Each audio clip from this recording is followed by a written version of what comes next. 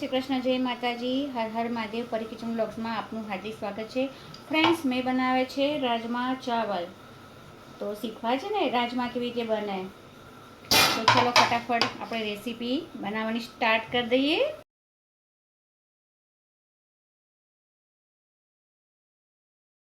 રાજમા બનાવવા માટે આપણે સૌપ્રથમ એક વાડકી ભરીને મેં રાજમા લીધા છે. આ 5-6 કલાક પલાળવા પડે. તો આ રાત્રે મેં આ રાજમા લઈને અને ગેસ ચાલુ કરીને મેં આ ગરમ પાણીમાં પલાળી દીધા છે. તો અને સીબું ઢાંકી દીધું છે. સવારે ઉઠીને એ પાણી કાઢીને અને પછી આપણે એક પાણીએ ધોઈને અને આ બધા રાજમા કુકરમાં નાખીશું. અને 2.5 થી 3 ગ્લાસ પાણી નાખવાનું છે. તો મેં 2.5-3 ગ્લાસ જેટલું પાણી નાખ્યું છે આમાં, અને થોડુંક મીઠું નાખ્યું છે, અને 4 થી 5 સીટી આપણે મારી દેવાની છે.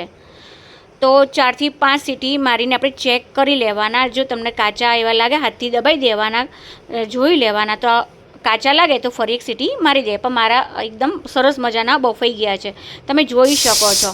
હવે મિક્સર જારમાં અડધો ટુકડો આદુ, 2 મરચાં અને લસણની કળીઓ એ મેં મિક્સર જારમાં ફેરવી દીધું છે.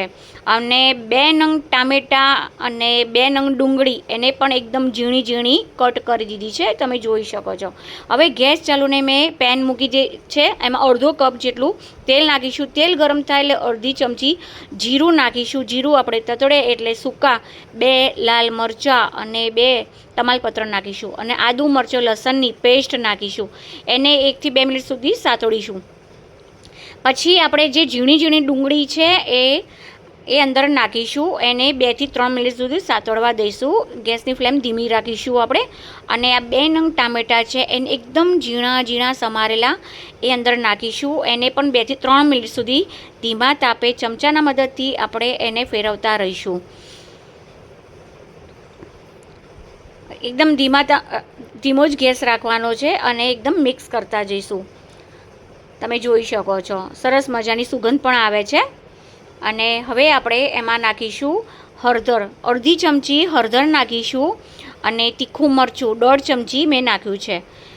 અને ધાણા જીરું 1 ચમચી, ગરમ મસાલો 1 ચમચી, કિચન કિંગ હોય તો 1 કિચન કિંગ મસાલો પણ નાખી શકો છો. અને થોડુંક મીઠું, કારણ કે મેં બાફતા નાખ્યું હતું એટલે અડધી ચમચી જ નાખવાનું છે. અને ચમચાથી બધું મિક્સ કરી દેવાનું. 1 મિનિટ સુધી સાતળી દેવાનું આપણે.